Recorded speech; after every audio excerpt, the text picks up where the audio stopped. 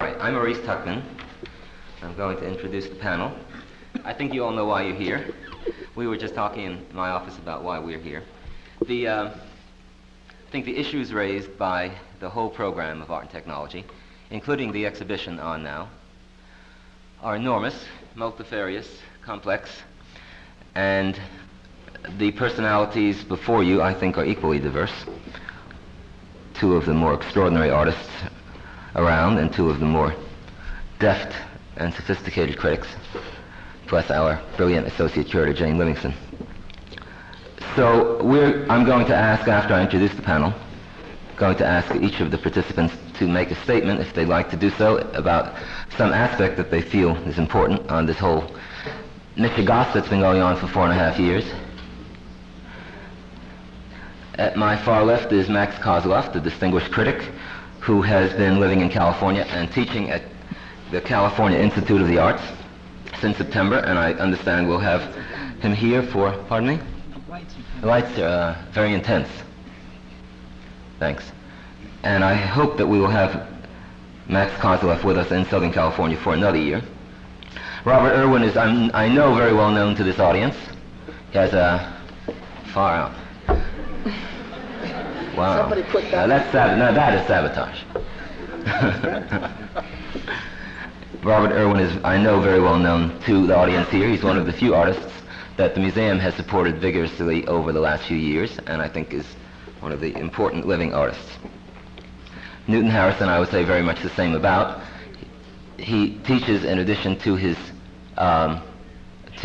work, at the University of California at San Diego at La Jolla, where, together with David Anton, who's on his right, who is a distinguished poet and important critic, and who also teaches now as chairman of the University of California at San Diego at La Jolla, the two of them are responsible for making the department into one of the more interesting departments, I think, in the country right now. And Jane Livingston is at the right. I think I'll ask David, who has been commissioned, who was commissioned by Viking Press a long time ago, I think in January of 1968, to write a book which would more or less reevaluate the history of modern art, and I think have particular focus upon issues raised by art and technology. David, therefore, has been a very careful observer of this whole program with all of the hundreds of interactions that comprise it. David, would you like to start the ball? I'd like to say is it working all right? Can you hear it? Yeah.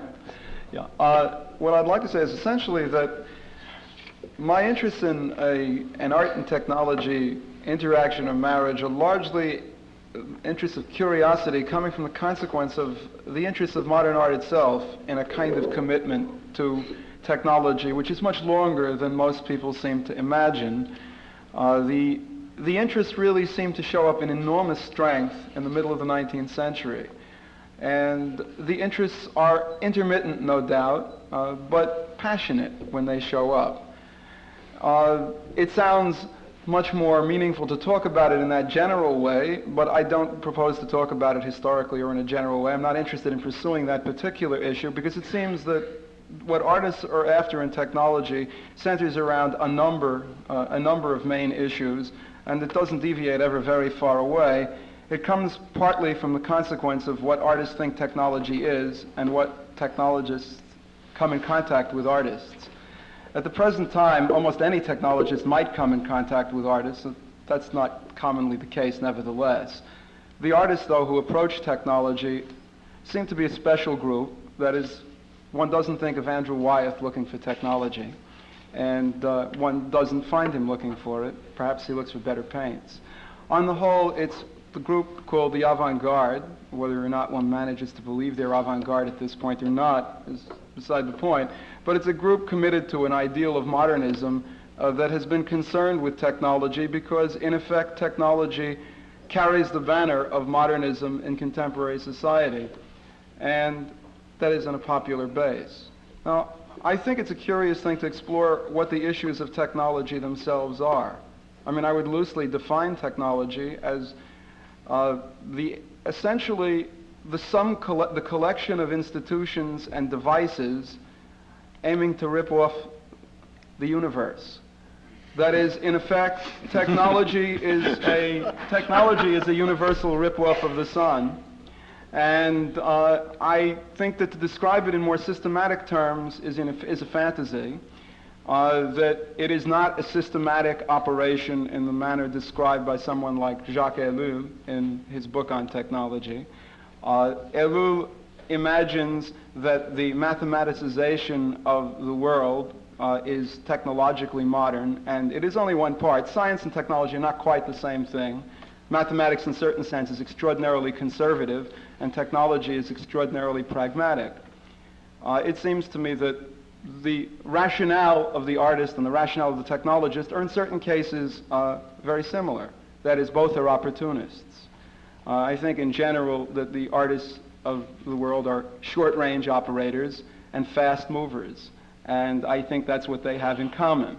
And I would like to exploit this particular discussion along that axis. I know people will find this isn't the case. I think that both are extraordinarily practical in exploiting short-range ends. And it's the specific area of the short-range end that I'm interested in. Specifically, I could mention one thing. That is, I think that we have a habit of regarding technology within a very narrow range of possibilities. Again, as I say, mainly because of the direction of the culture. That is, one doesn't think, for example, if one needs power sources in Cuba, one doesn't immediately contemplate the use of the windmill. And there is no inherent reason why one couldn't contemplate the use of the windmill, because after all, the windmill doesn't really generate quite as much waste as any fossil fuel burner, because it has no way of generating this waste. Now, you can't measure the thermodynamic efficiency of windmills because the equations for measuring it are dependent on fuel input and energy output. Consequently, windmills don't show up well. That is, it's hard to imagine what the windmill will do because it's hard to evaluate the man-hours of work that go into windmill production. Windmills did very well in generating energy in 17th century Holland. The main problem they had in windmills was essentially the storing of the energy once they got it generated in a particular windstorm. We've gone a long way in storing energy, and since then it may be time to reconsider the windmill. I haven't observed any of the artists involved in art and technology considering the windmill, and this distresses me. It distresses me because they seem to be more concerned with what is fashionable in technology than what is perhaps interesting in technology. And I'd like to explore that. There are other things I'd like to take up, but I'd like to leave that as a kind of challenge to the possibilities of discussion. Newton Harrison's pool piece outside reminds me of windmills in some way, so I'll ask Newton to make a statement next. Wow. Okay, I'll make a statement about the pool piece outside and windmills. Can you speak up? Okay, I'll talk about the pool piece and windmills. I like David's analogies about windmills. I made the glow discharge chambers inside first, and I was appalled by how much work I had to do. I found out I was pretty lazy, really. And I found out I had to be involved in rather multiplex support systems. And I had things in the ceilings and things in the floor and things behind panels. I had to go to a lot of trouble to make sure nobody saw those things, otherwise they got in the way of the purity of the color and the light and so on. And so I decided to go look around and see if I couldn't find something that would work for me, do its own work, that I wouldn't have to support, that might in fact support me. And I found what I would call the simplest discrete ecosystem around, which happened to be the San Diego Salt Works. I'm very grateful to the San Diego Salt Works. And they kindly gave me 10 gallons of brine. And I found out that all kinds of beautiful things happened in that brine if I just put a little bit of Save-On green fertilizer in there. And so I think what David is saying is, here we have very nice natural forces, like, say, wind. And wind, if you put pieces of wood up at a certain angle and you put them on a ball bearing, even a wood ball bearing, thing's going to spin around. And then it's doing all the work. And as David says, there is some storage problem in the matter. I find that with my algae, there's storage problem too. They're how to keep it going, and I find Save-On is a very fine solution to that. Save-On drugstores and their green fertilizer. The fact of the matter is that what happens in the piece out there is that it goes through color changes. It goes through very beautiful color changes, very much like the glow discharge chambers. Strangely enough, when the sun shines in them, you see a lot of the same colors. Also, it has this fine quality of producing shrimp. That means I can eat off of this piece. And that pleases me a lot. Gets me into things like harvest rituals, and which is nice, and which goes back to the 17th century. David and I are really thinking a lot alike, if I come to think about it. And then a wonderful thing happens. After we've eaten the shrimp, why, we end up with 1.5 tons of salt. And it's really good salt. It's much better than Morton's salt, because they get the phosphorus and the calcium out of there. So we got a double harvest coming out of this. Aside from the notion that the piece itself broadcasts information about ecosystems, which is another level of interest of mine. So I think David's right in certain ways, in certain very important ways. And that is, I think he's pointing to something that a number of us found out in this show, and that is a certain degree of inefficiency, where you work like hell to get a thing to do what you want it to do, and you mobilize the resources of a multitude. And you end up with a beautiful object, but it costs a lot of money and a lot of time. And I think that there are places to look, things to think about, places to go, where you can casually harness energies, get them to work for you, without an incredible support system, without great labor, but with great beauty. To a certain degree, I had a working relationship with each of the people on the panel, except for Max Kozloff, who came to town after the program was launched and works were being made. And I know Max and I had very contrary positions on the thing. And I haven't talked to him in some months, so I'm eager to hear Max's statement. Thank you, Maurice. About a couple of years ago, we were watching at home television. There was a program called The 21st Century, narrated by Walter Cronkite. This particular program was really rather fascinating. It collected and exhibited a number of clips from famous science fiction movies, detailing them all the way back to the trip to the moon in Méliès of the early part of the century. There was to be seen Rocket Ship XM, and The Day the Earth Stood Still, Metropolis, and all the other greats, with particular horrific over and undertones, of course. But by far the most frightening of the films was clearly the most utopian, the most perfervidly idealistic as to what our future might be. And it's a film I never heard about before, and perhaps would still remain largely unknown today. It was a film made for the 1939-1940 New York World's Fair for the Ford Pavilion then, and it was called The Wonderful City of 1960. This was the vision, this little film, narrated in a most stentorian voice by a kind of March of Time narrator. This was the kind of vision that was pervaded. You saw the most immaculately clean vistas. You saw double lane, split level, accident-free traffic lanes. You saw spotless marinas and charming parks, and to shoot the whole wad, autogyros landing on top of the city towers. That was the wonderful world of 1960 as viewed in 1940.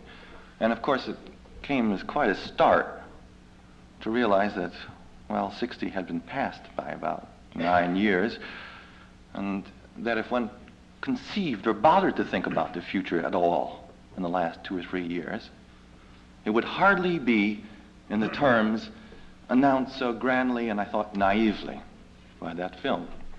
On the contrary, if we think of the future at least if you're a New Yorker, as I then was.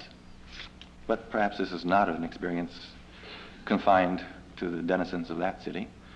If you think of the future, it's rather likely to be something of the reverse, namely a city thoroughfare and an urban transit situation, ever more congested and clogged, dilapidation and garbage everywhere, pollution in the skies and in the waters.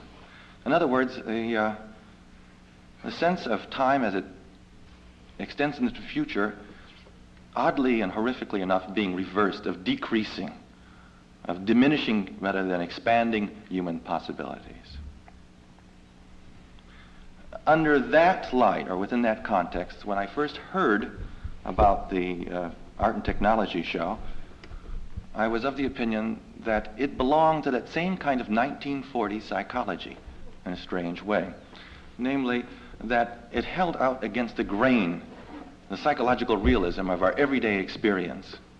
That it belonged to a particularly utopian system of thought, whereby, as in certain past historical examples, a certain confluence of two worlds, artists in this case and technologists, the one a culture hero of the intelligentsia, the other of, shall we say, the man in the street, all this being brought together now to purvey a kind of vision of order, stability, harmony, cleanliness that seemed extraordinarily remote from our everyday situation.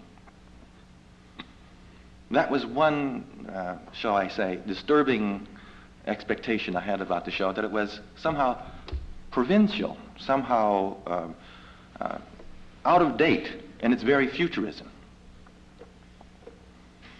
Then there came to be further reports, various rumors, and another disturbing idea began to manifest itself.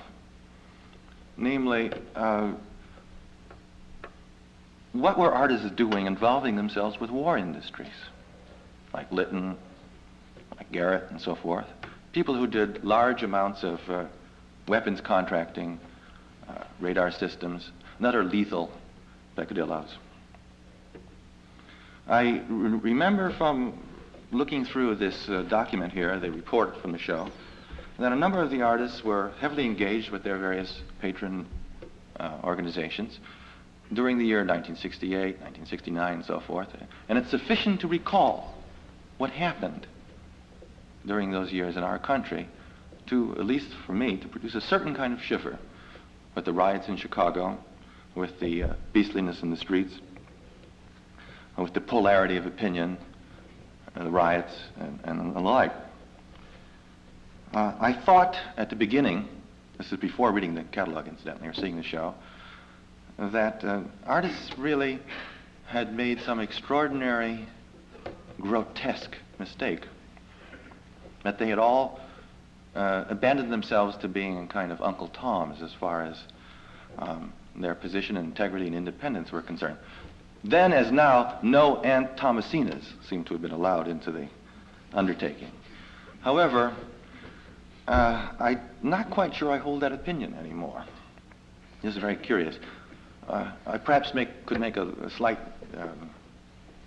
digression by saying that if I were an artist, I would have felt a little bit about the prospect of being involved in a large industry. Comparable, I would have felt a little bit like Groucho Marx, who said about a certain country club that he wouldn't join a country club that would have him as a member.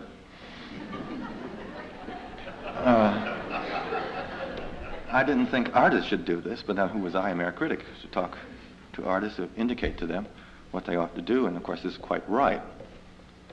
Little did I, though, have in mind, or little could I imagine, the kind of marvelously fruitful chaos and the splendid disorder that resulted from every conceivable kind of interaction, with a few, I think, very interesting exceptions, as detailed in these pages. I became aware of the fact that artists, if you really want to derive or set up some kind of political correlation with their own individual behavior, the only label you could eventually arrive at is anarchism.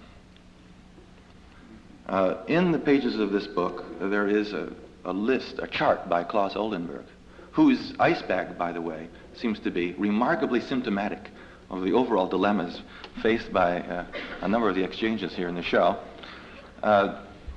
Oldenburg lists, let's see if I can briefly quote them right here, a number of, no, that's further on, of temperamental characteristics indicative, he thinks, of two states, the artist in the studio and the artist in collaborative situation.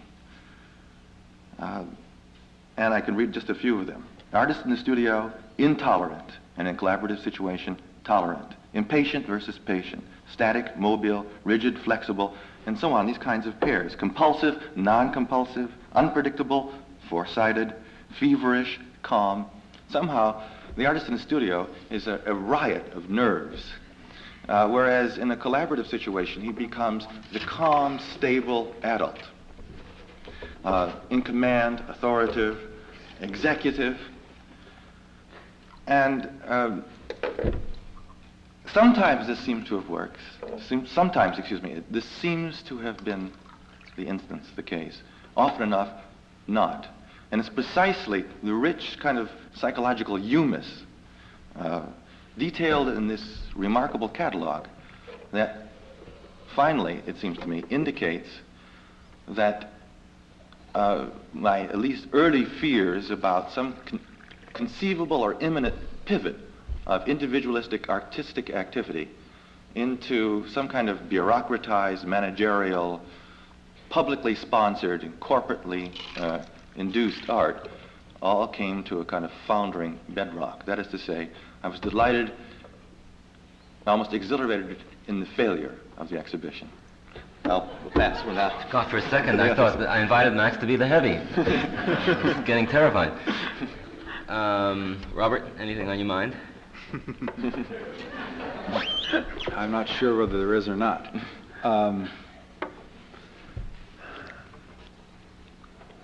There's been a somewhat of a gauntlet thrown here by the two critical bodies. I don't know whether I intend to address myself to them or not. I haven't quite made up my mind. Because I'm not sure I'm interested in what they've tabled as a question. In the case of Max, who I have always viewed with a certain amount of pleasure as a kind of 19th century aesthete, to see Max storming the barricades of politics with one tit hanging out somehow is an image that I can't seem to get too worked up over.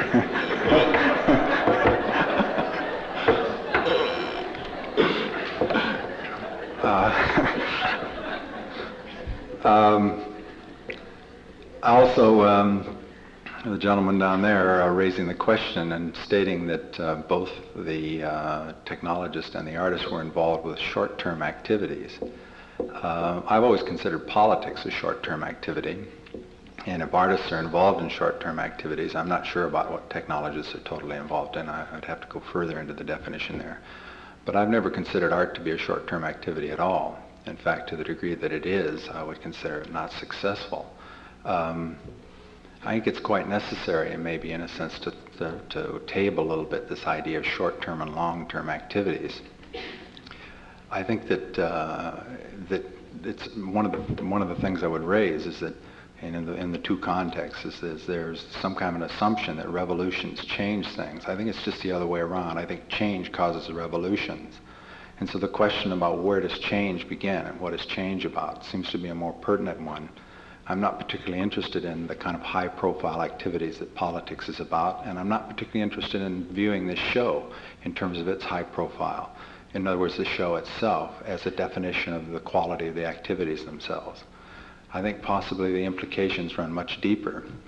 I think the fact that it happened at all, if I had to make one criticism about it, is the degree to which the tabling of the show as an idea singled out in a milieu of possibilities one thing and gave it a kind of image quality. In other words, maybe which is the activity that critics are constantly involved in, which is to single out something, generally speaking, that which is closest to their orthodoxy, and giving it status in such, and giving it therefore image in a way. Somehow to discuss that is, again, not particularly interesting to me. I think there have been precedences for the idea or the possibility of an art and technology crossover. I don't think it has to do with art and technology. I think it has to do with information compounding itself to such a degree that the old boundaries or definitions between disciplines, or the assumption of matrices for collecting and handling information, is in jeopardy to the degree that it's going to be quite possible that all handling, or in a sense use of information, is going to have to be, at least in an interim period, handled by more complex and more sophisticated matrices. And the easiest assumption of that is to overlay them one on another. So as a possible precedent of just that idea, overlaying more than one activity, in some cases opposite, some cases more homogeneous overlays, seems to me the basis of a kind of art technology activity or project.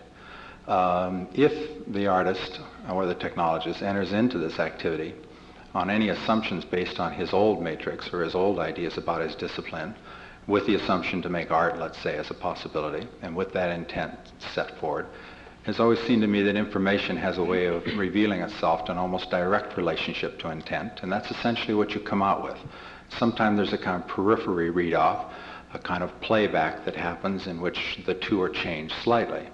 I think it was more likely a possibility that if one were to approach the project without a concept in mind, or without a goal, to the degree that one can do that, without an assumption about what the marriage is going to bring or what the activity is going to bring, that it might have the possibility of a kind of result that none of us knows really at this point.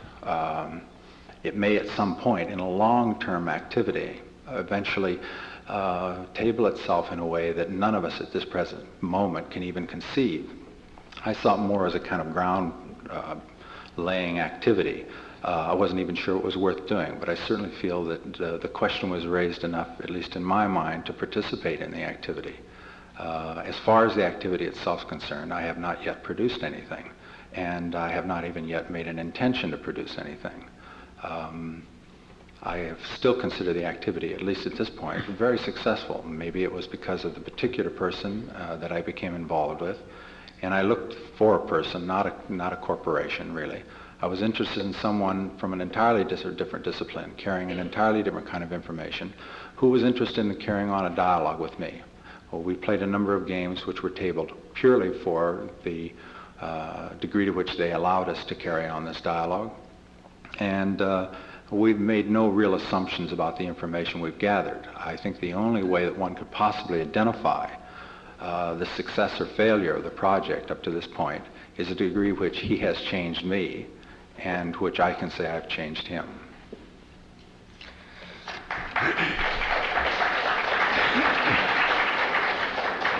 Newton, how you spoke about your piece before. I think we'd like to hear about how you addressed yourself to A&T, to Jet Propulsion Laboratory, and to the kinds of things Bob was just talking about. I take Bob to be, like, my understanding of what Bob's talking about has to do with languages. And sometimes speaking in tongues. And when he talks about self-change and other change, I think it's very important. What I found that I had to do, or not had to do, what I chose to do and wanted to do, was to understand what a group of people were talking about in jet propulsion laboratories when I met them. So I began to speak right away in their language. That is, whatever words they used, I used. It's a rather dumb way of doing things. It's a rather obvious way. It works fine. What happened was I changed myself to meet that situation. It was a voluntary self-change. They did too. As a result, some very, very beautiful things happened rather quickly. First, they saved me about 400 or 500 hours by making some very obvious suggestions that I hadn't thought of.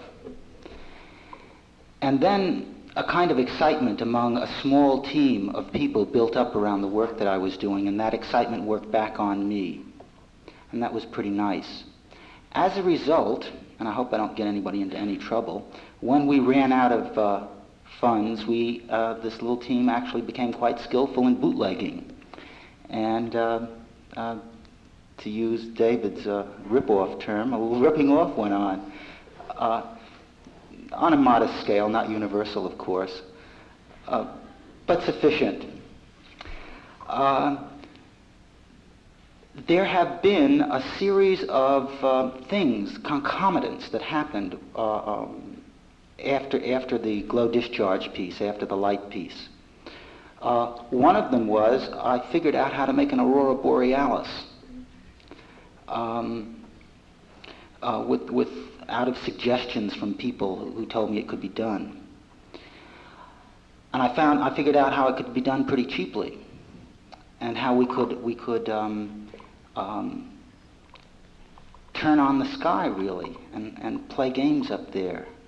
And we could take some of the old Army stuff that might be used for funny reasons and get it used for reasonable reasons, at least from my point of view. Then another strange thing happened. I found out that the ion propulsion motor that will take a ship to the stars, actually be pointed to the stars and aim at them and be directed toward them, was going out in about 3 or 4 years, and that it works on the same principle as the light piece. And I made a bid for an ounce on it. And was speaking to McGreblian up at JPL, and he said, "Sure, go be a principal investigator. We'll see if we can't get you an ounce."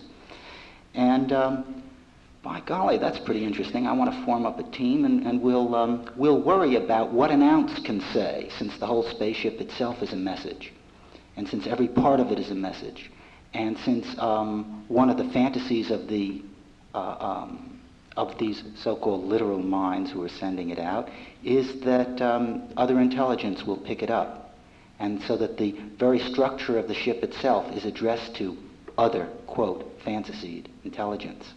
And the notion of addressing myself to it is, or whatever group I can pull together, is fascinating to me. So that the process that got initiated there is ongoing and continues to unfold. And I don't see any particular end to it. It depends entirely, though, on dialogue. It doesn't happen all alone by myself in my studio. It happens because I'm talking to somebody and he says something and I say something and he says something and I say something, and some good feeling is engendered and some trust is engendered and some fun is something funny starts to happen, and then he says yes and then I say yes and then he says yes and then I say yes.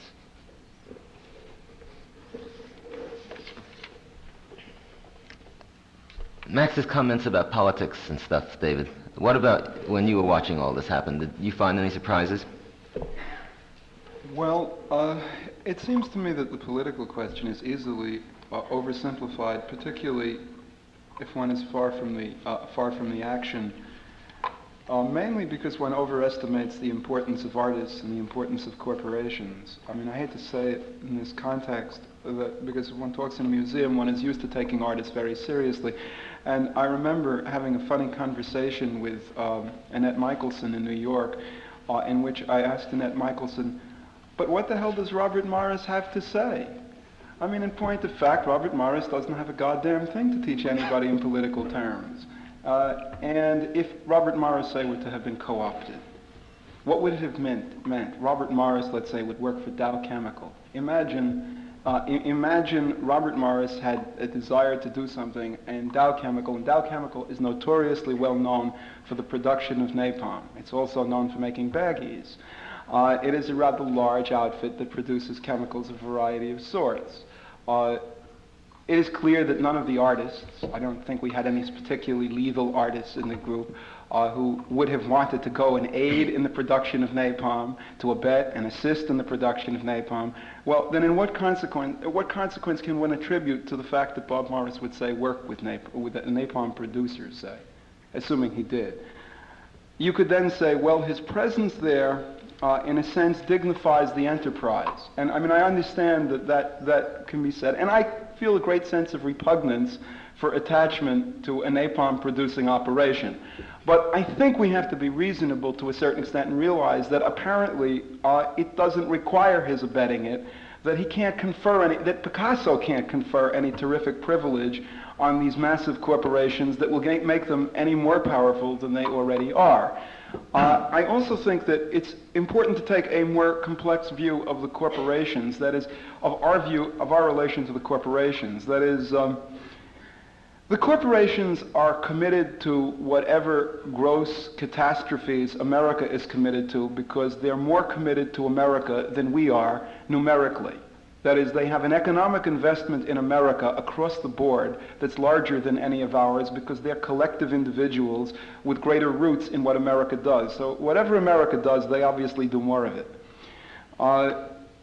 As a consequence, you can say anything, any major enterprise of America that you're involved in is going to cost a great deal in terms of your own self-respect. And I think this is probably true, and yet we all continue to eat.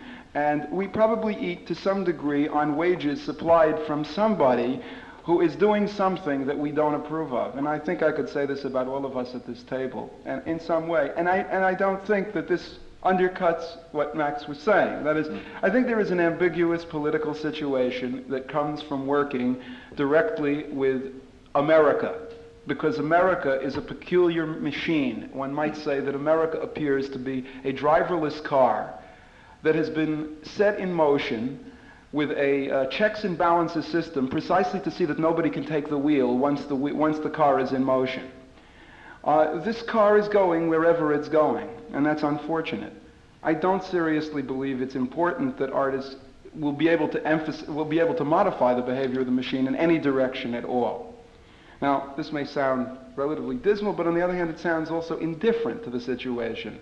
I remember from the New Testament, there's a rather interesting point at which Jesus was sitting down and some woman was pouring out oil on his feet and bathing his feet in expensive oil, and one of the apostles said, well, you know, you could have sold this oil and given the money to the poor, and Jesus said, the poor will always be with you.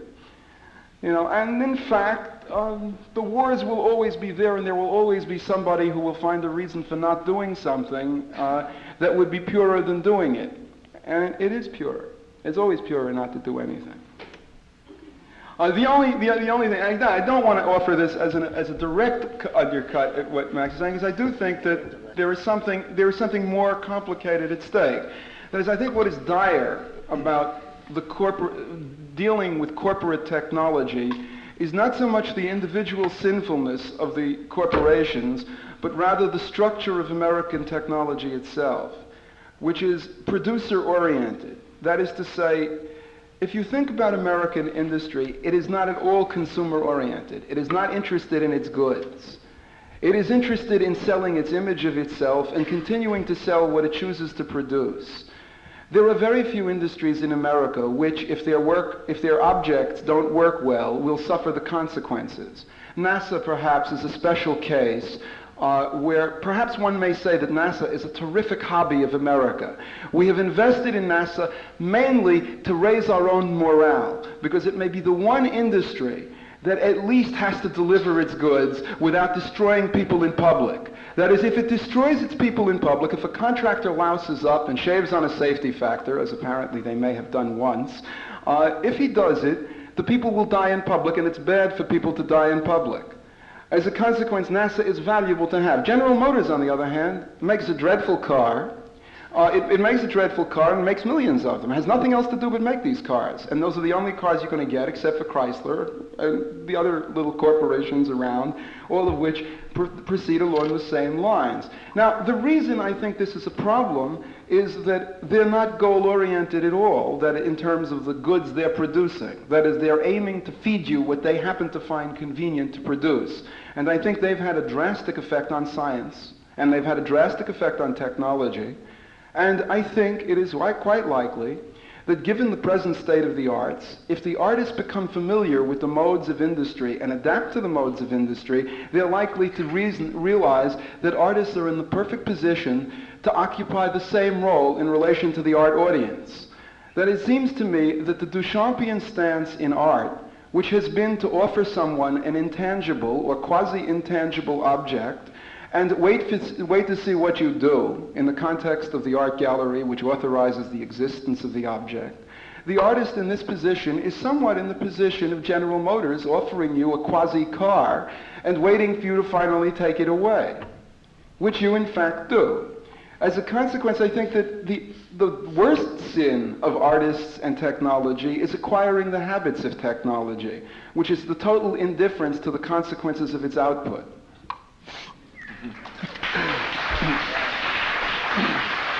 Speaking of failure, Max, when you look at the exhibition of 16 artists and 19 works and find it an aesthetic failure, do you attribute this to something in the artist-business technology interaction or something else? Maurice, I don't necessarily want to intimate that it's an aesthetic failure. Many of the works in the show meant little enough to me in terms of artistic qualities. One was especially significant and beautiful, and that was Newton's piece. One can go on as an art critic and talk about the virtues or the vices of this or that piece. And I would think that such a discussion ultimately would be no different than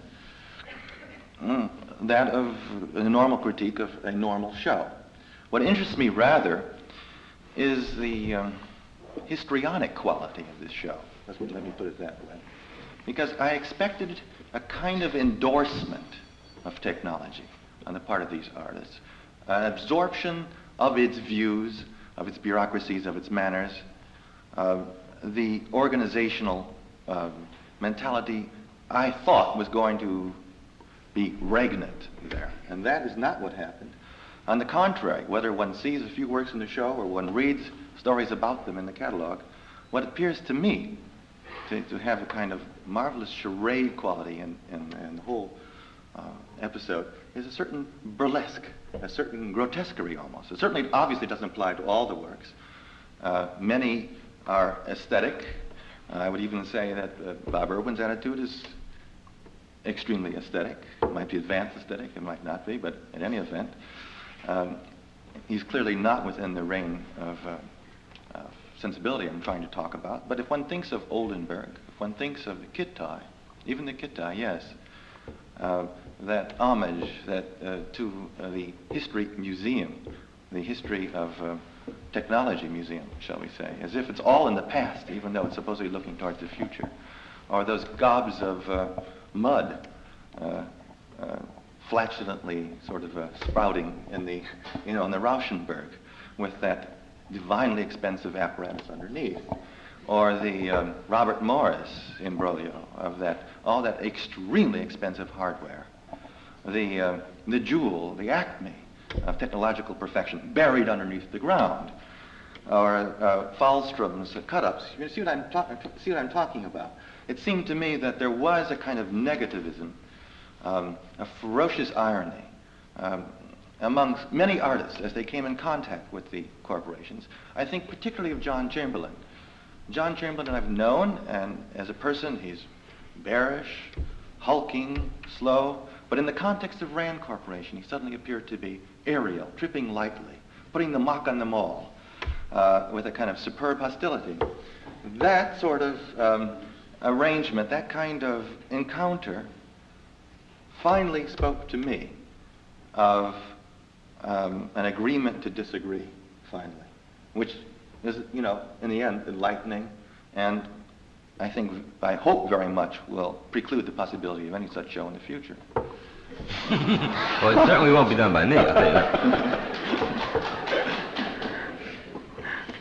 Does anyone on the panel have anything else to say right now, or should we open it to questions? Yeah, I'd like to say one other thing in relation to Max's point about the irony. It seems to me that not everybody in the show of the artist took necessarily an ironic consequence, but if they came out with ironic consequences, It had to do to some degree with a response, and I say this from some experience with the individual artists who were in the show, with a response to the complexities of the corporate situation. That is, if you were fortunate, and I think, I don't have to say it for Bob Irwin, but Bob Irwin was extremely fortunate in finding a scientist in a corporation, in a corner of a corporation, who was housed there, who was extraordinarily sympathetic to his tendencies and his concerns, which were wide enough, and the three artists, Terrell and Irwin and Wirtz, the scientist, actually went about playing what one would call art games, whatever one wants to say about them. And in this kind of context, there is no call for the irony of response that Max found in the Chamberlain.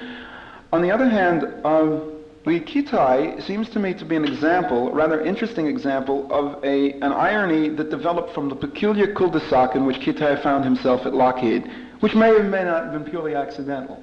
That is, Kitai came into a situation at Lockheed, looked around, finding himself in a very odd position and at sea, not being essentially oriented to any of the superbly technological possibilities of Lockheed. And it was one of the points of view of the show to expose people to technology who may not have been profoundly technological by intent. And what Kitai discovered essentially was a member of their design department, their industrial design department, as I remember, who really kind of ran interference for him. But this position, situated among elegant model makers and prop makers in the context of American industrial design, was a kind of tragicomic scene. That is, if one thinks of that elegant industrial designer whom Kitai knew, who was there, whom I had met, who was a rather marvelously attractive man, sitting in this remarkably plastic environment in which a fragment of one of those large planes, the fuselage of one of those large planes, was displayed in the midst of an enormous smell of uriniferous plastic, which we sat amid, pretending it wasn't there. And we went in to look at this rather hulking plane that was being designed by Lockheed, and I talked to Rogalard, is the man's name, a very hospitable man, and he described the context in which he designs and what the design issue is at Lockheed. Apparently the design issue at Lockheed is rather complex. That is, you make yourself an extraordinarily comfortable looking plane, and then you try and sell it to somebody who wants to own planes. He looks at it, and if it looks too comfortable, he says, you're ruining my business, because you could get 4 more seats in there. Don't do that. So the game has to be, do a kind of design operation that is acceptable to the particular form of avarice or foresight of, say, KLM, that's going to buy the thing from Lockheed. The operation is not even based on the economy of seating. At one point, one of the airline executives noticed that this new prospective airliner had hangars situated for people to hang their suits on. And apparently the executive surreptitiously stole the hangars and then showed them to one of the executives in Lockheed and said, what kind of thing is this? They'll steal all the hangars. You better put in hooks.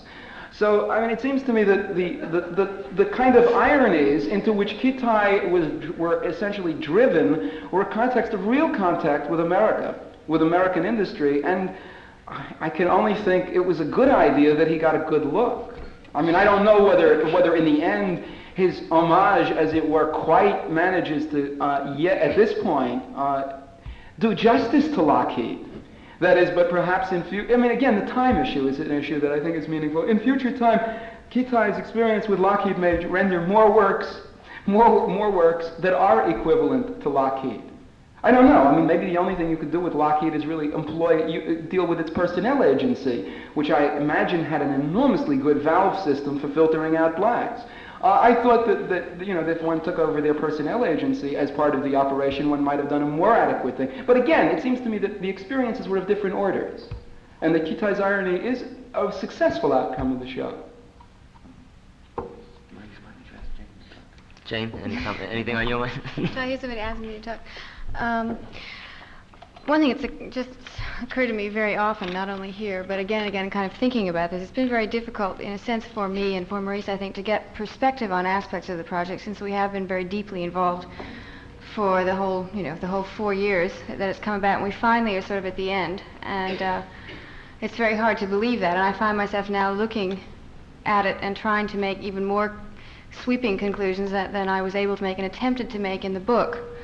And it seemed to me that people might really want from this panel and from a gathering like this, for, at least briefly, for the question having to do again with speculation to come up, especially in the presence of David and of Max and really also of the artist, and that is, in what ways, from an aesthetic point of view, and I'm not talking about the dynamics, which are really very much more complicated, from an aesthetic point of view, and looking at art history and looking at the very, very skeptical kind of attitude that probably everyone, with my inclination anyway, had about this whole thing 5 years ago in terms of what tech art could be and what it was. Given all that, looking at it now, how does the result differ? And I know it does differ, and no one can tell me differently, especially David, from what these people, and particularly David, would have expected to emerge. It may be a difficult question, but I think it's an important one. I mean, let's look at the enterprise in terms of some results and try to make a few predictions for the future and just be very frank about what happened that should not have happened or one may or may not have expected to happen. Well, if you, I think there are a couple of things that I would say about it again. And I think there are a number of interests in the art world that are legitimate and strong that directly line up with the most obvious aspects of technology. That is, for example, there has been an interest that artists have had for some time in the production of a kind of metaphysical object. That is, an object that kind of blows your mind and you don't know what it is.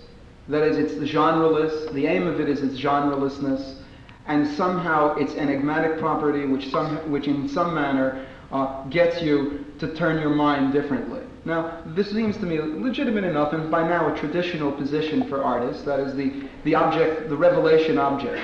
It's true that many people can't imagine an object having a revelation capacity anymore. Some see it as a process capable of generating a revelation. I believe Morris in '69, in an article on sculpture, decided that only the refocusing of art as process might do it. But on the other hand, the process usually winds up in some state.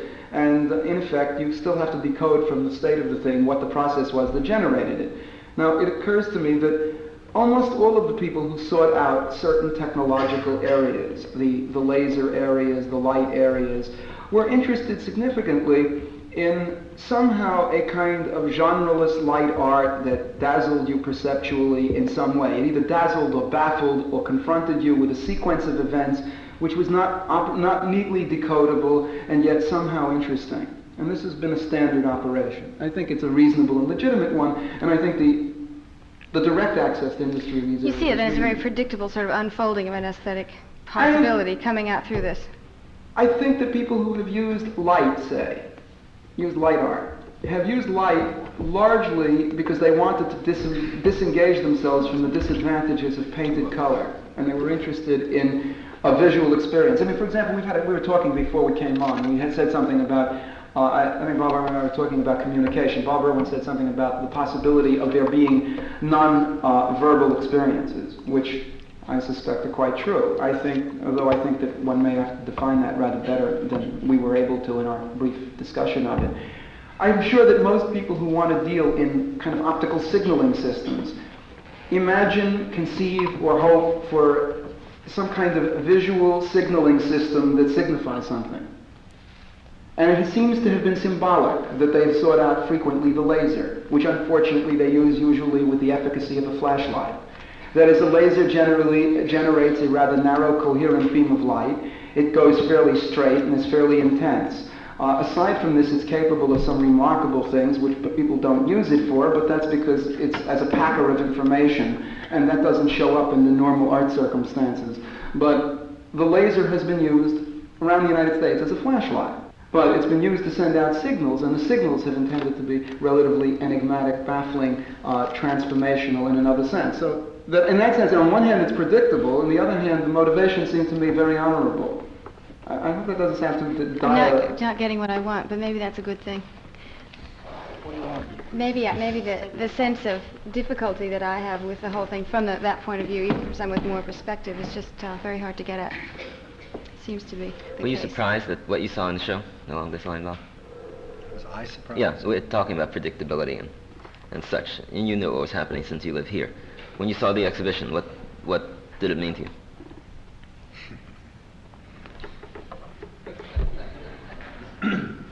I don't know whether what to say about that particular question. I might think of something that's like, I'm struck in the conversation before, which David just alluded to and misquoted me. In the conversation which David just alluded to prior to coming up here, in which he misquoted me, and obviously we didn't communicate, one of the things that was raised in there and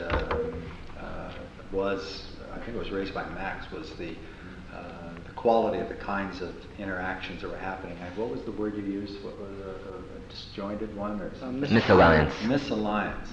That there was, that he, in a sense, assumed or felt that there would probably be a great misalliance in placing these two communities together for some reason. What I'm struck most by right now is the quality or the degree of misalliance of my sitting right here.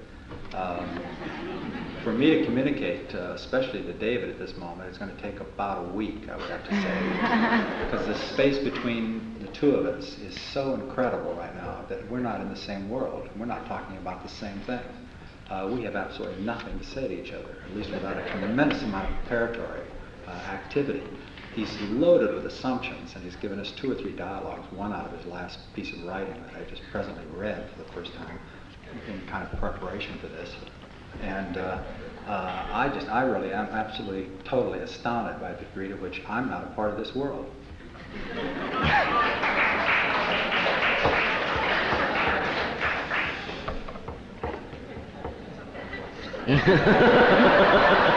Max, do you feel a part of this world in this panel? Yes. I'm not sure to what Bob is referring to. He's physical enough, he's not ethereal. However, let's pass that for a moment and perhaps bring up another question, which is as follows. I'm interested in the event overall itself, taken as an historical incident, say in the history of modern art, something we hadn't talked about before, although David made passing mention to it. And here I find it quite unique, remarkable. Not that there aren't certain precedents or pedigrees, but they almost invariably belong to what Bob would refer to as a different world. This California manifestation is something unto its own. Let me explain. In the catalog, references are made to previous various reconnoiterings between artists and technologists, in futurism, in constructivism, in the Balkans. Those are 3 quite different, shall we say, engagements in a kind of, or skirmishes in a continual warfare, shall we say.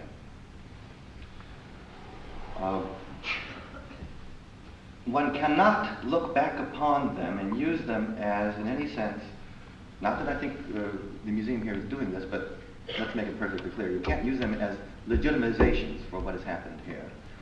For this reason, this is a museum-originated event, particularly the brainchild of our curator. It did not germinate in the minds of many artists who then brought themselves together and approached industry independently. The museum, in this case, was a catalyst to work very much against the grain of innumerable entrenched and established interests. It was not the case that futurism did this, or constructivism, or the like. In futurism, to take an extraordinary example, there was a sense almost of the demonic in the image of the machine, which was invariably a destructive one. It was almost as if the futurist artist was broadcasting to the world, to the bourgeois, the middle class world particularly, that the destiny of modern industrial development was precisely to lead to a clash of arms and a devastation of nations. This was a kind of terroristic vision from on high, visited down upon the middle class, not from beneath, not from southward and inward. In constructivism in the Bauhaus, there was an extraordinary kind of utopian planning, which had to do with the eventual betterment of mankind through closer cooperation between designers and artists, between manufacturers and artists, such that the artists always, and this I find most interesting, would eventually abdicate. They would be self-liquidating eventually as the artistic impulse was absorbed into the assembly line production of accessible and humanly available goods and activities. That could not by any stretch of the imagination be considered the rationale behind this event at all. This is an event which I think has above all to do with waste. Now, what did this mean? The Bauhaus and the Futurists and the Cubists were people involved with economy and efficiency. That was an earlier idea of machinery and technology, that it would save human effort, that it was therefore for the eventual good of mankind, eventual good of mankind. But there comes a stage in the development of technology in which the byproducts begin to multiply enormously, in which research and development usurps the mere manufacture, the routinizing of assembly, and becomes now a new kind of raison d'etre, so to speak. As for art itself, it is emphatically and chronically a waste activity. It's gratuitous, useless, etherealized, and inconsequential politically, frequently. On that level, the ultra-sophistication of many modern American industries and the ultra-hermetic recherche sophistication of American art find each other bedfellows on a new level. Now, I think what has happened here is that we're in the further realms of kind of dilapidated aestheticism at this point. By which I mean, that's perhaps a little far-fetched. Let me retract that. We're in a it's kind of airtight in a funny sense. What I mean is, we're living within these halls, within this corporate structure of the museum itself, which, let us not forget, is a kind of corporation.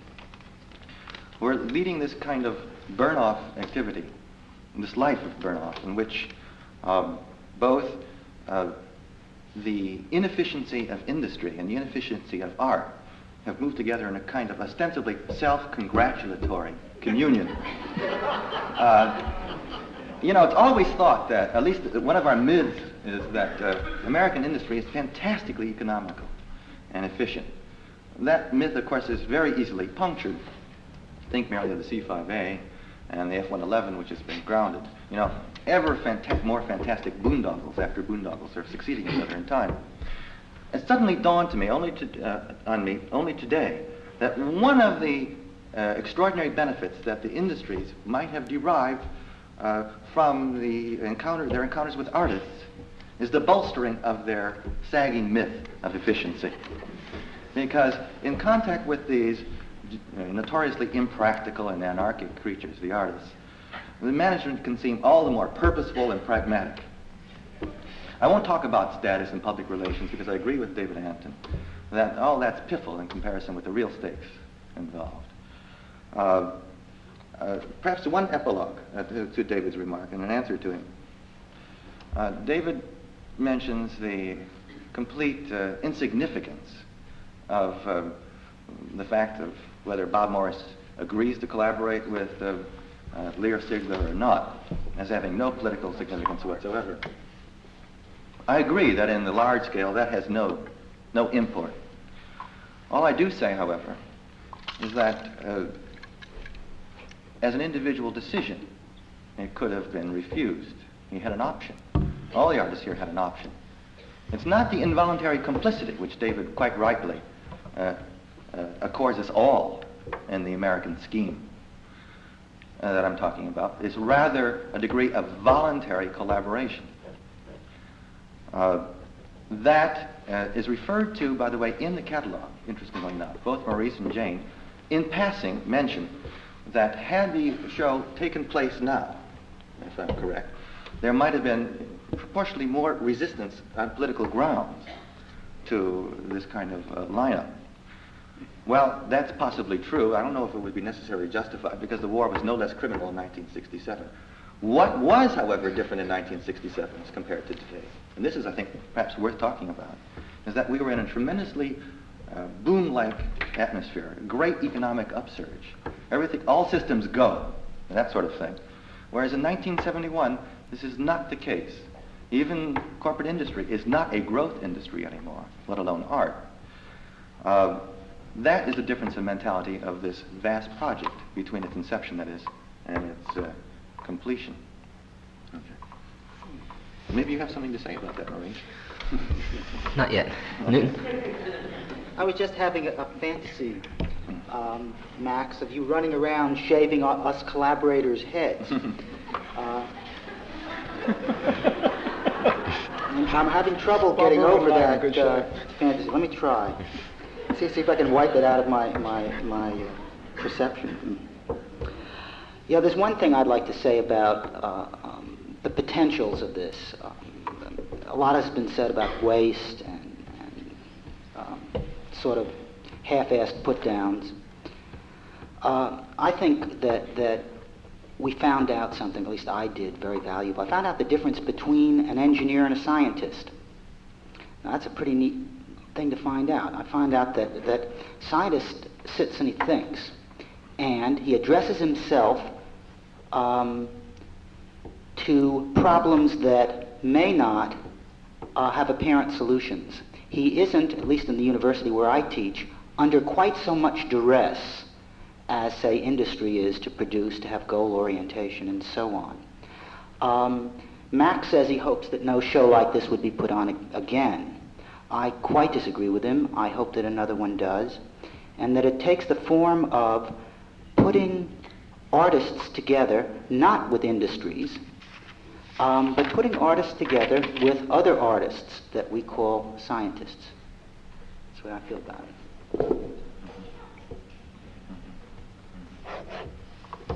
Jane? David? I hear distinct rumblings. Bob, do you want to say anything? Could we have questions from the house? No one wants to take a break. Let's just go right on into question and answer, okay? Barbara?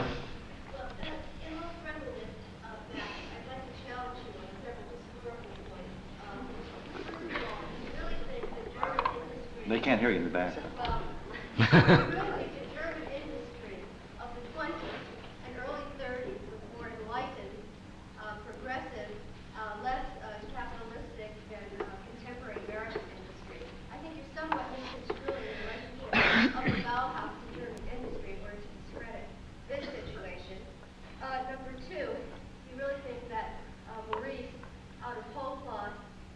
Invented the conception of art and technology, or wasn't there rather a whole ecosystem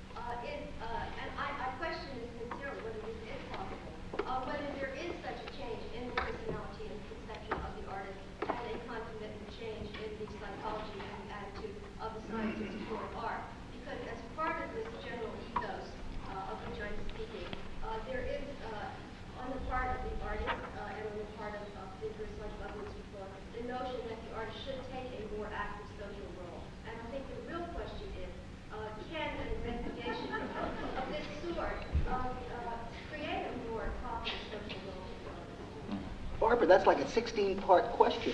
No, it's not. It's 4 very distinct questions.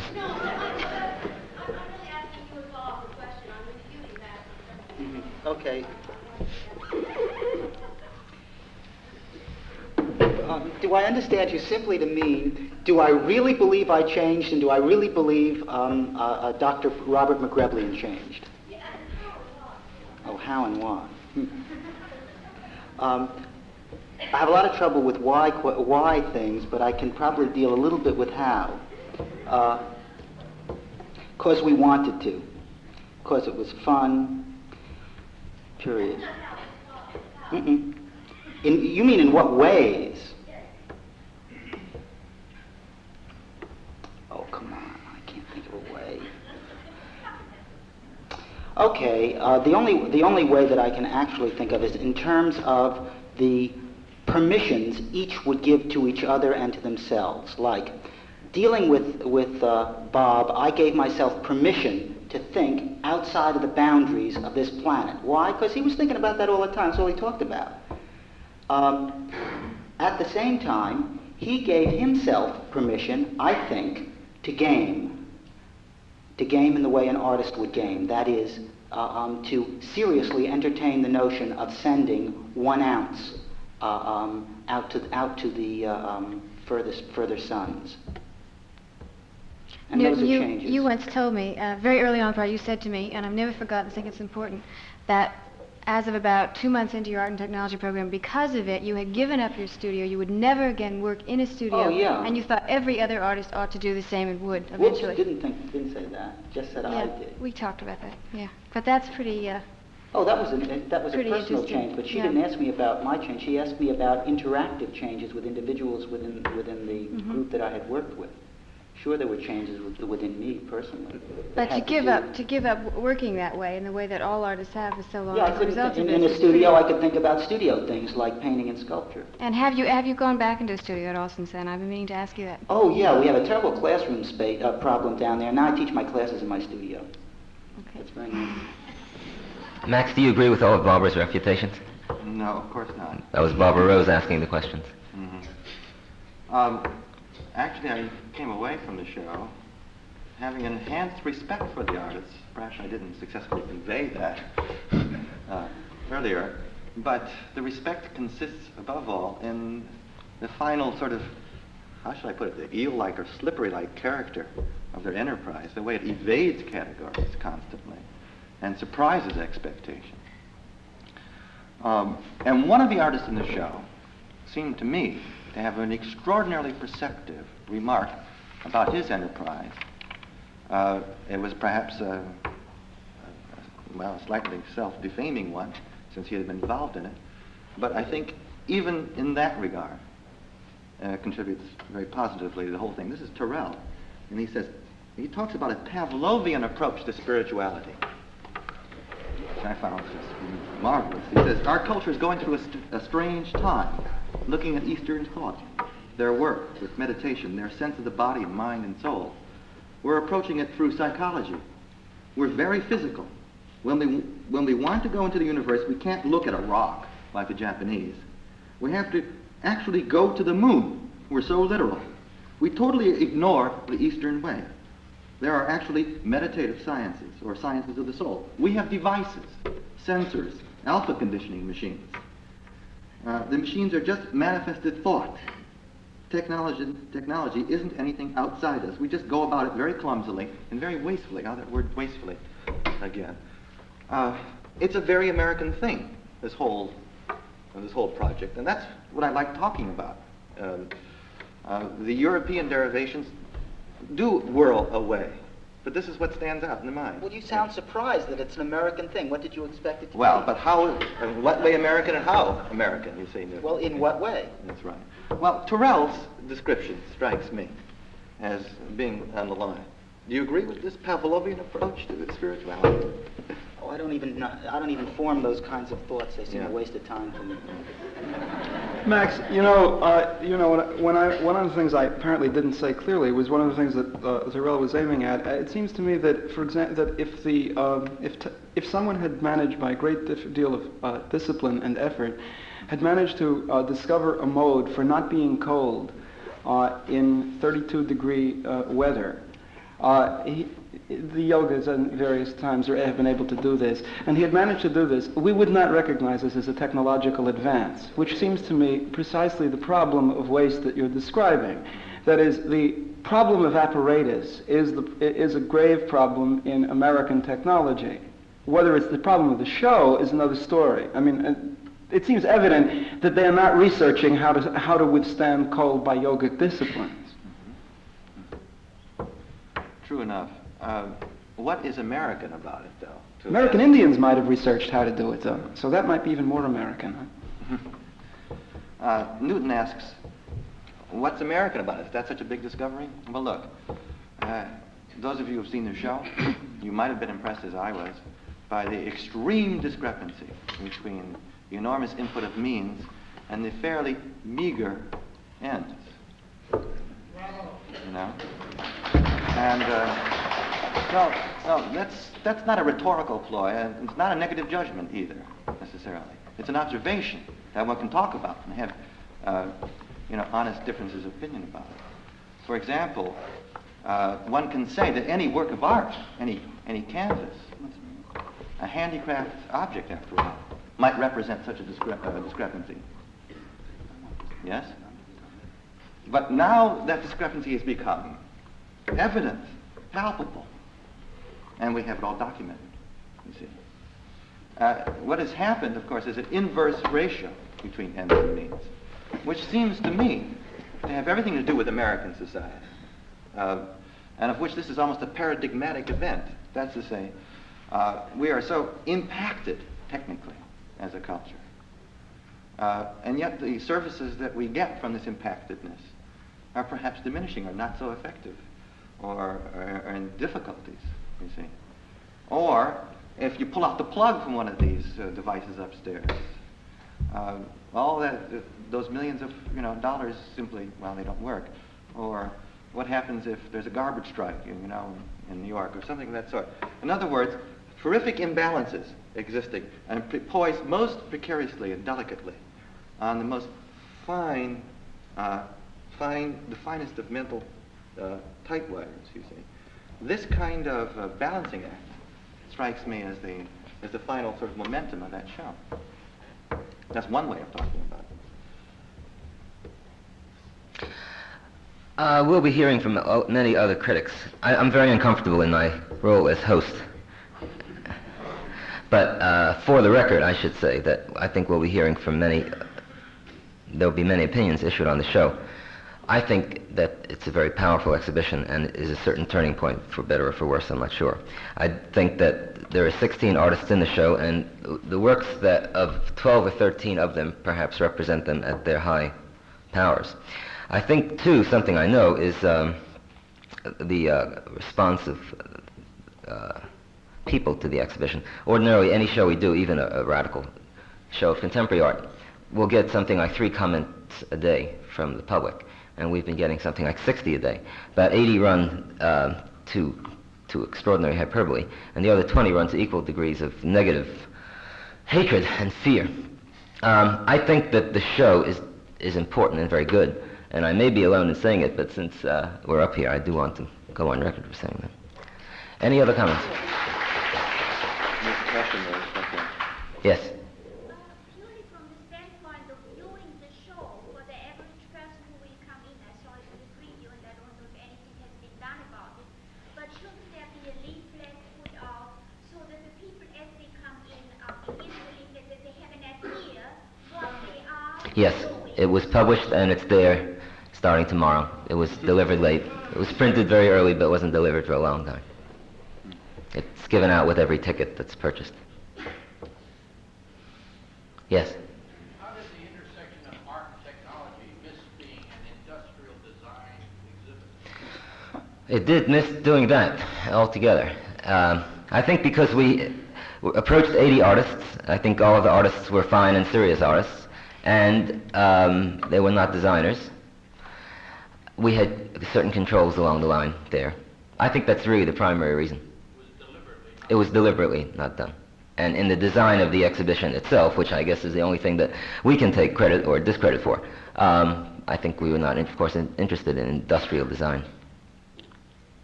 Yes? I want to ask Bob Irwin if he considers that an artist working in his present environment, if his efforts would be trivialized by being involved in social and political concerns.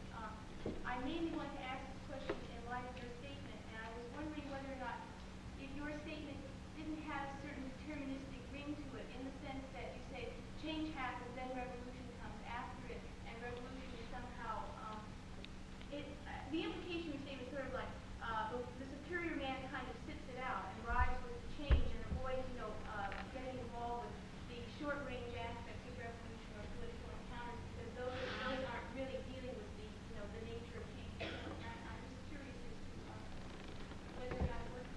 A lot of that was supposition on your part and an overlay on me. I think both activities are perfectly valid. I think both activities are perfectly necessary. I think there are certain kinds of activities which lend themselves extremely well to one kind of output, and they generally speaking take on certain kind of physical forms. They have certain advantages. Intellect as a process is very good at explaining and defining certain physical activities and then extending them. It's completely incapable of dealing with non-physical activities, as an example. What I was saying is that art, as I view it, is a long-term activity, and politics is a short-term activity. I think that the change, which is in a sense, we're getting a readout now on a kind of revolutionary basis, has been sowed into the society for a very long time, and if one wanted to take the time to look at it, the rationales, the reasons, the complexities of why that and what that change is about and what it implies and the kind of social structures that it's beginning to A, destroy, and B, begin to construct, or not even construct, but is beginning to function with in an affirmative way, are all there if you want to look at them. Whether or not they'll be carried out in terms of that activity, I have no idea or no way of knowing. My area of interest and my area of activity is essentially there. I find myself on a day-to-day basis being called into and being involved in political activities, sometimes more than others. I don't do it as an artist. I do it as myself in terms of my own needs, my own necessities. But I don't think that to align my other activity with the political scene as such has any real validity. No. But, Robert, the fact Let me say one thing just a little bit further.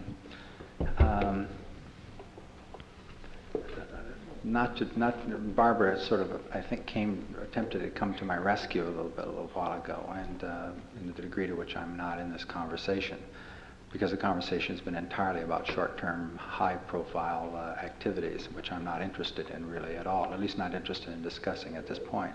And it's not an elitist point of view, it's just outside of my area of competence. I don't really know that much about those things, and that's not being shy either. But Barbara's recently made a couple of comments at school, which I found really interesting in talking to the students, which they feed back to me, and maybe they're partially correct, partially incorrect. But one of them has to do with that painting is dead. For someone who has been involved with it for a very long time and championed a lot of its most famous stalwarts in a way, that's a curious statement at this point. And I would be very interested in discussing that with her further. Actually, the death of it has been coming on for a long time. It probably was dead a long time ago. And it didn't die slowly, and it didn't die without making some noises about why and how it died. And it wasn't a total suicide, although it was suicidal in some sense. Then it's followed by the next statement that the film is the new medium.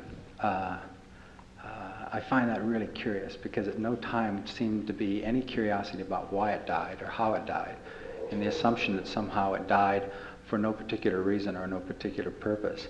And then this literate person who once was involved with a literate medium leaps blithely to another literate medium involved with the same kind of readout, and somehow isn't even interested in questioning what that is about.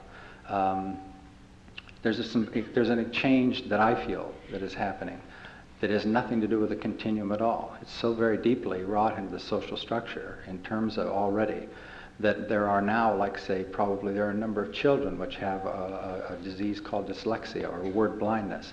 It's contributed right now to primarily to the assumption of being brain damage, actually. It's probably much more likely a social genetic readout, because if you can empower the word or the numeral or the letter through this very elaborate learned logic that we have structured and formed our entire social society on at this point, in which technology is the most classic high readout of that kind of activity, if you can't do that, then you would be unable to read. It's a very elaborate, beautiful system which completely blinds us to any other possibility. The necessity to destroy that before one moves towards any other kind of activity has already implanted itself a long time ago. That part of the revolution was carried out very, very classically. It is now starting to be carried out in the streets, approximately 50, 60, 70 years later. I'll get around to you in a minute. In terms of what the question you're asking, I'm very much involved. I've already accepted that at least for myself, the idea that the change is going to have to be that deep. I've formulated some fairly reasonably interesting ideas for myself as to what that's about and why. I'm very much occupied in why and in what ways I can carry out that kind of change. That pretty much preoccupies me. It's not a matter of disdain for other activities. It's just that my activity has nothing really to do with that. It doesn't identify itself in any of those terms. When change finally really takes place, one is probably almost never able to trace where it came from, because it's not about those things which we identify day to day in our short-term perspective as being affecting our lives. Those things we assume that affect our lives, in which they do, in which they are about it, like politics. Politics only mediates change. It never changed anything.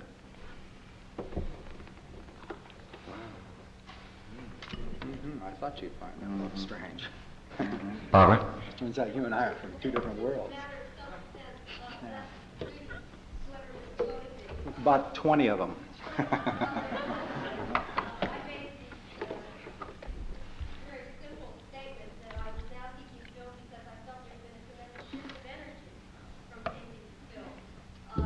And I was just identifying the energy. Hmm.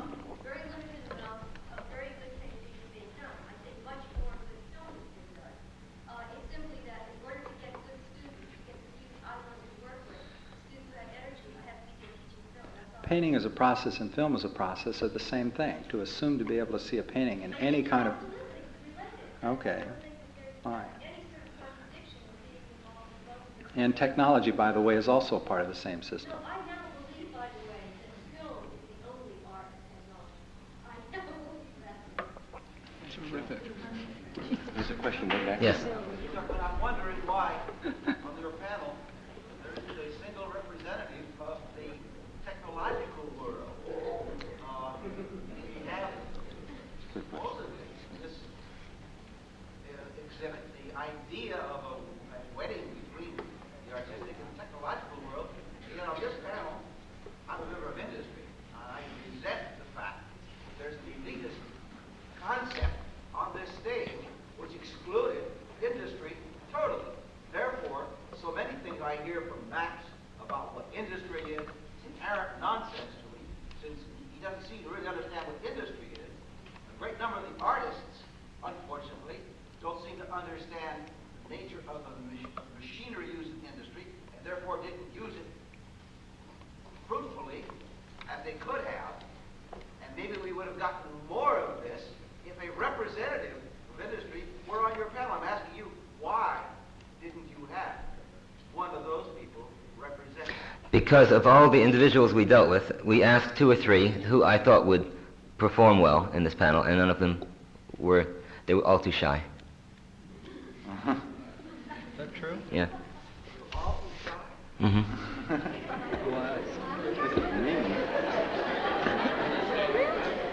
I didn't meet you in the program. There's another question. Yes.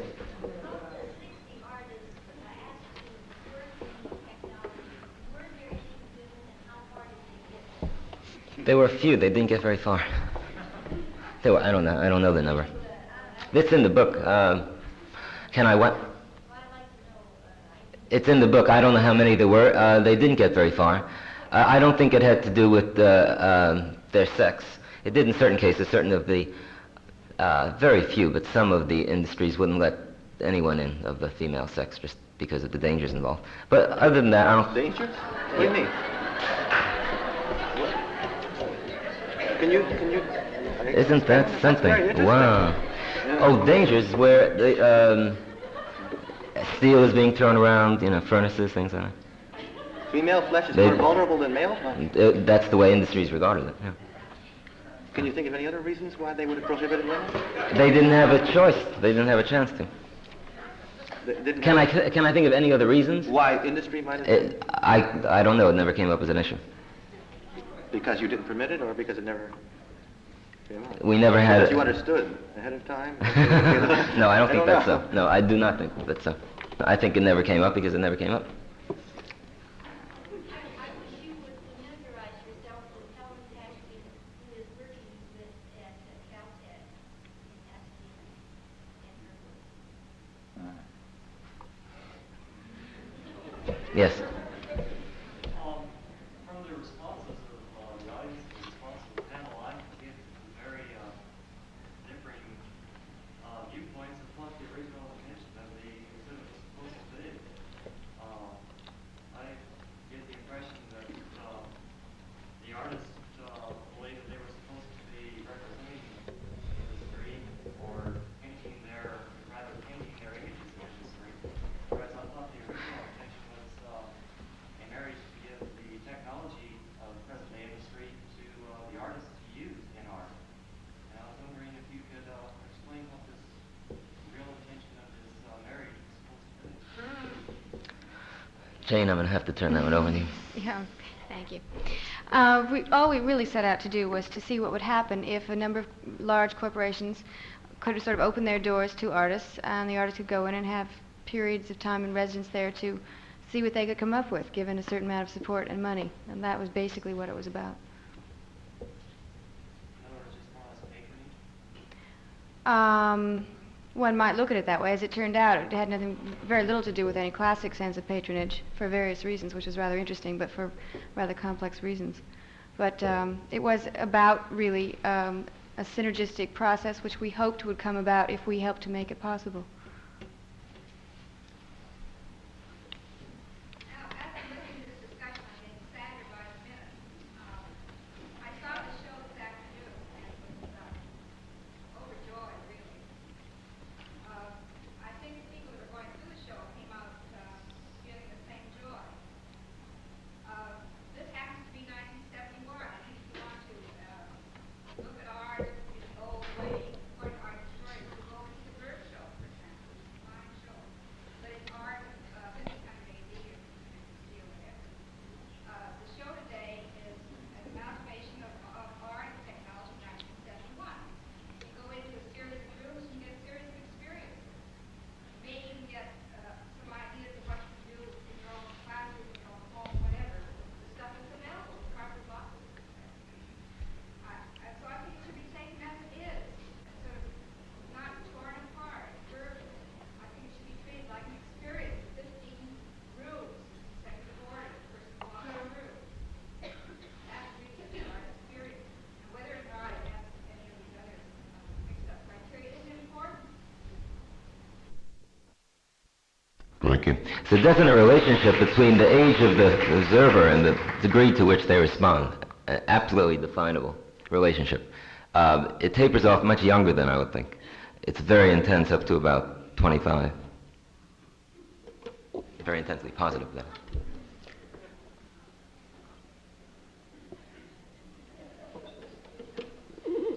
Yes. I would think one of the reasons given for moving up to Hancock Park or here from Exposition Park was to get rid or leave the machinery in the basement down there. And perhaps we've come full circle in a way with less satisfying solidity. Found the show evanescent, spiritual, contrasting, the kind of heavy machinery artifacts in the basement of the old museum.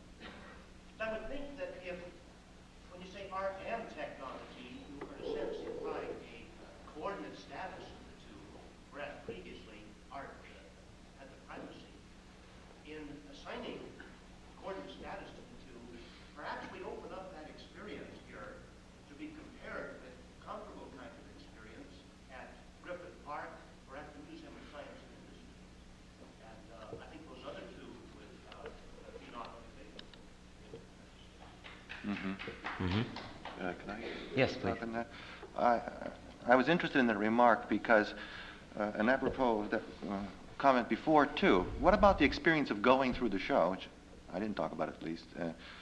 Well, perhaps some of you felt as I did that there was a rather carnivalesque quality to this, like being in a fun house. Maybe Mickey Mouse would have popped up at some moment, perhaps not, but let us not forget that this, or an aspect of this show, or a previous incarnation of the show, was put on at Osaka at a gigantic international fair. And there is a tradition of art signifying the triumph and the apotheosis of technology, which is most appropriately shown at gigantic trade fairs, industrial eulogies, and the like. I think that has a great deal to do with some of the look of the art here, as well as the darkened circumstances of light on dark, and you walk through dark environments like a cinematic or kinesthetic and the like. Also, it's surely, from a social point of view, very indicative that we're involved with a kind of celebration of American imperialism here, too. I don't think there can be much question of that. Perhaps not in this audience. Max, anyone who can put up with La Cienega galleries ought to be able to put up with this. I don't put up with La Cienega galleries. I mean, no, really. I mean, I think that, you know, to cast aspersions essentially upon the connections to trade fair things, you know, it really seems silly because, after all, art has had a long history of exhibiting in those damn things all the time, just alongside of everything else. So, I mean, the conditions that artists have to put up with to exhibit really seem to be the conditions they have to put up with. Well, they didn't have to put up with this, you know. Newton, you were at the World's Fair. Do you think it was done in a fair atmosphere? Do you think that the show was an example of World's Fair taste?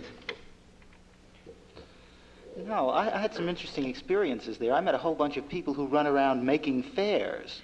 I met some architects who spend their whole lives running around making fairs.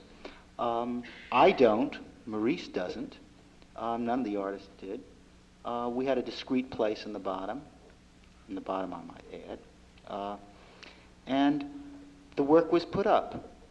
You walked through it, and it impinged on you how it would. I don't know what a carnivalesque atmosphere is. I mean, there's something pejorative about it in the sense of, like, was it Via Reggio? You know, the carnival in Via Reggio on the Italian Riviera? No. Was it silly time? Was it funny mirrors that made you fat and skinny? No, it was none of that stuff. I was myself quite concerned with the notion of making something that 20 million people would walk through. You know, how do you make something, make a situation that would let it be seen and felt when with 100 people in a room? Some strange things happened. There were too few bathrooms at the fair, so some gentlemen and perhaps ladies in dire distress made it to the corners where all the darkness was. Or so I heard. There were things like that, sort of accidents of fate, but carnivalesque, no.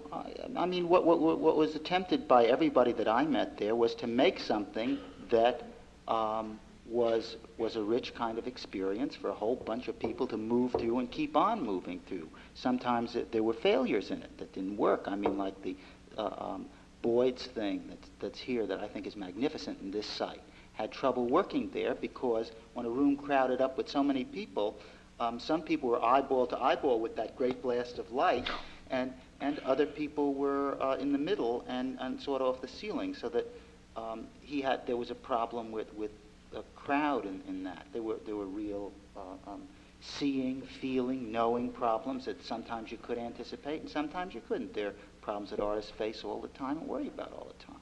And I don't see the carnival in it, and I don't see the sellout in it, and I don't see us thinking out to the imperialists and all that kind of stuff. I mean, after all, you're living on Disney money right now. That's right.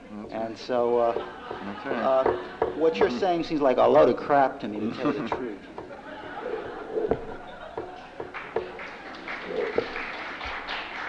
Well, if if you don't see the possibilities of selling out, I'm not saying you should, but if you don't, perhaps artists have less imagination than I thought.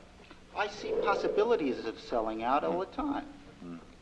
I Okay. try not to avail myself of them. Why don't you explain to us what the industry is and what its function is? I think you've got some kind of a elitist concept of what industry is that has no relation to reality whatsoever. What is the function of industry, Max? It keeps the country going, I suppose. No, come on. What is the function of industry? Well, you have something on your mind, sir. Perhaps you'd like to tell us. I think you're the expert. I'm not. I'm down here. I'm listening. I'm listening to a man attacking statements. Yeah. Positivistic statements, we're going to use your language, about the function of industry, the imperialism of industry, the selling out of the artist by relating to industry. What in the world? Industry is not a thing. It's a bunch of people together Right. doing That's something. right. What are they doing, Max? Well, some of them, and these are the some I'm referring to, produce engines of destruction, right? Do they not?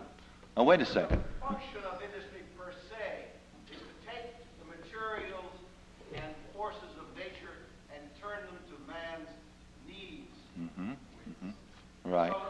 And one of the needs is to kill other human beings. You see, that's inhuman. Killing, Yeah. kill people with their hands if they don't have a gun. Oh, wait a minute. Yeah. That would be preferable. Yeah. Function, I repeat, Yeah. is to take the forces, the materials of nature, and mold them to serve the purposes of man. That's concrete enough for you? That's very great, but look how they've been perverted by certain people who are industrialists. The people, the industry is made up of people, and we're all perverted and we're all killers.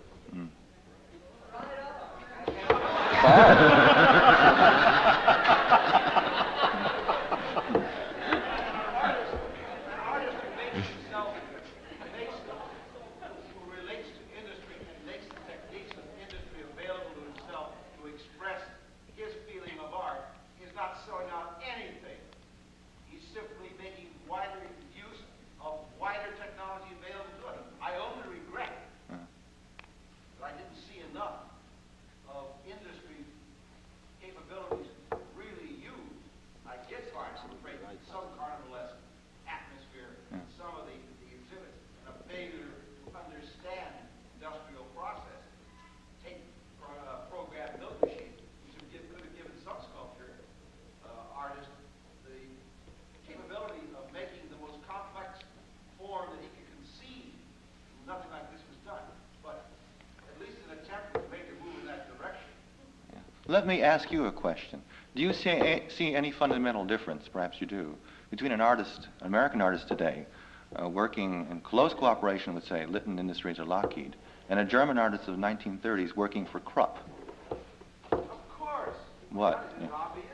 No, not to me. Artist working for Krupp was working to design a machine of destruction. I hardly think that any of these 16 or 19 exhibits are representative of machines of destruction. It wasn't their intent. No. I mean the company itself. You understand? Oh, well, never mind.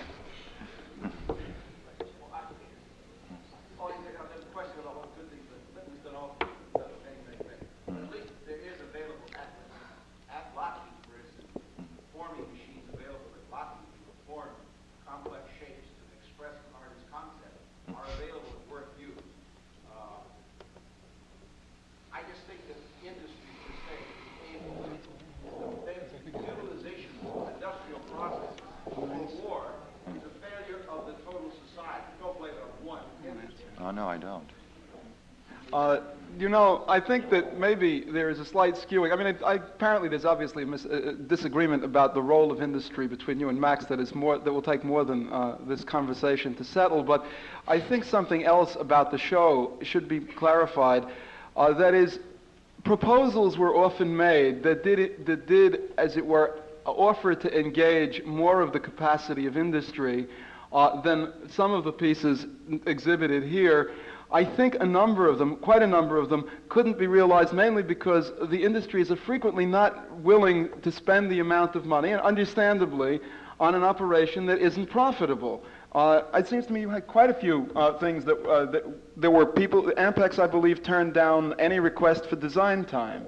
If I remember correctly, Mallory had a rather elaborate request for programmed sculpture, which would have been a problem of instrumenting. It wouldn't have been a problem of his getting the program because he was competent to design the program itself.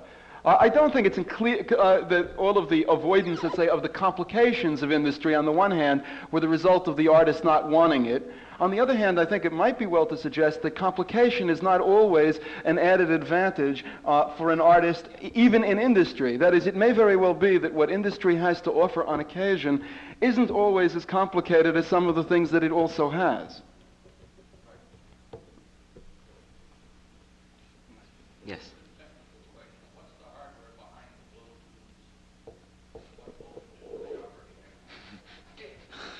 The hardware behind the discharge tubes, there's a continuous pumping system, a gas injection system that shoots in between 10 and 2,000 microns of gas every 10 to 20 minutes, and the voltage varies between 400 and 5,000 volts depending upon how much gas is in the chambers.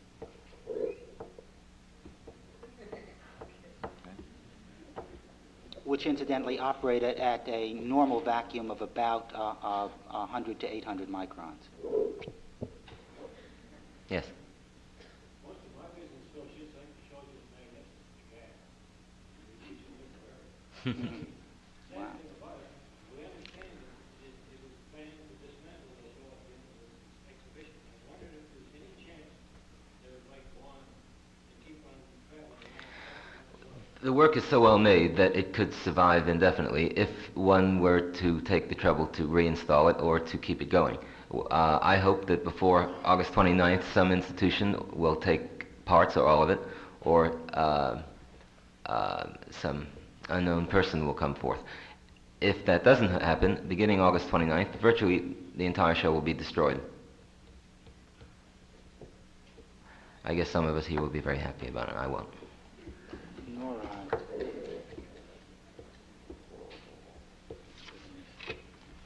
Let's quit. Thank you. Thank you.